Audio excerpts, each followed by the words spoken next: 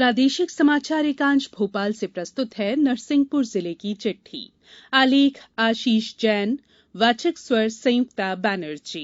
प्रदेश के कृषि प्रधान नरसिंहपुर जिले में अभी तक 352 मिलीमीटर से अधिक बारिश हुई है।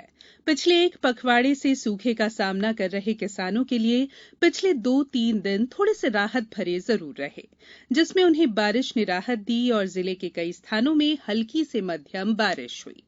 जिले में अभी तक लक्ष्य के एवज में औसतन 84% क्षेत्र में खरीफ की फसल लगाई गई है।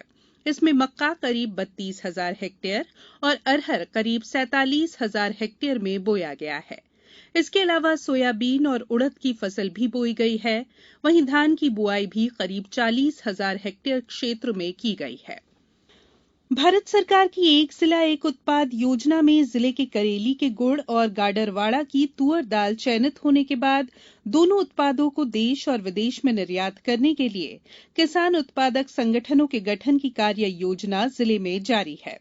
जिले में ग्रीष्मकालीन मूंग की समर्थन मूल्य पर खरीदी जारी है। इसके लिए करीब 42,000 किसानों द्वारा पंजीयन किया गया है। नरसिंहपुर जिले में दस्तक अभियान आज से 18 अगस्त तक चलाया जाएगा। पेट रोग नियंत्रण पखवाड़े का आयोजन भी होगा।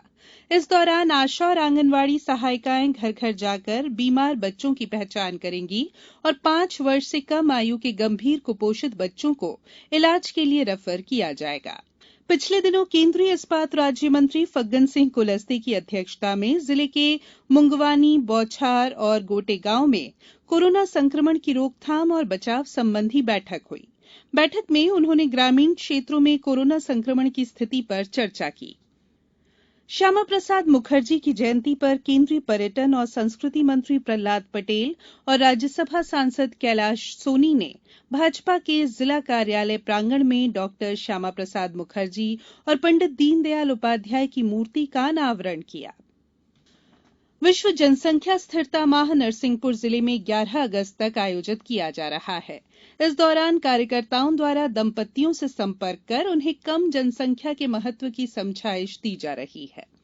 केंद्र शासन की अत्यंत महत्वपूर्ण योजना स्वामित्व योजना के अंतर्गत आबादी भूमि पर निवासरत व्यक्तियों को भूमि स्वामी हक दिया जाकर अधिकार अभिलेख तैयार किया जाना है। इस योजना के पहले चरण में नरसिंहपुर तहसील में आबादी का सर्वे किया जा रहा है, जिसमें राजस्व विभाग और सर्वे ऑफ इंडिया के कर्मचारी ड्रोन के माध्यम से प्रत्येक ग्राम की आबादी भूमि के निवासरत व्यक्तियों का सर्वे कर उनके अधिकार अभिलेख बना रहे हैं। अभी तक 112 गांवों में ड्रोन फ्लाई का कार्य संपन्न हो चुका है। वन महोत्सव के अंतर्गत राज्य शासन के वन मंत्री और जिले के प्रभारी मंत्री डॉक्टर कुंवर विजय शाह ने नरसिंहपुर सर्किट हाउस परिसर में पौधारोपण किया। उन्होंने जिला चिकित्सालय नरसिंहपुर का निरीक्षण भी किया और जिला चिकित्सालय की व्यवस्थाओं, लोगों को मिलने वाली स्वास्थ्य सुविधाओं की जानकारी ली। अशासकीय शालाओं में पिछले वर्ष की ट्यूशन फीस में कोई भी वृद्धि नहीं होगी। इन शालाओं में केवल पूर्व निर्धारित ट्यूशन फीस ही ली जा सकेगी। इसके अतिरिक्त कोई अन्य शुल्क वसूल नहीं किया जाएगा। इस बारे में नरसिंहपुर जिला कलेक्टर ने निर्देश जारी किए हैं।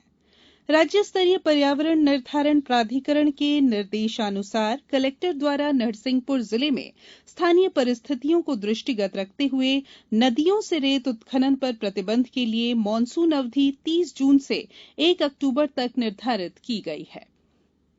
जन जन के सहयोग से प्रदेश के हरित क्षेत्र में वृद्धि कर पर्यावरण को स्वच्छ और प्रकृति को प्राणवायु से समृद्ध करने के उद्देश्य से प्रदेश के अन्य जिलों की तरह नरसिंहपुर जिले में भी अंकुर कार्यक्रम शुरू किया गया है।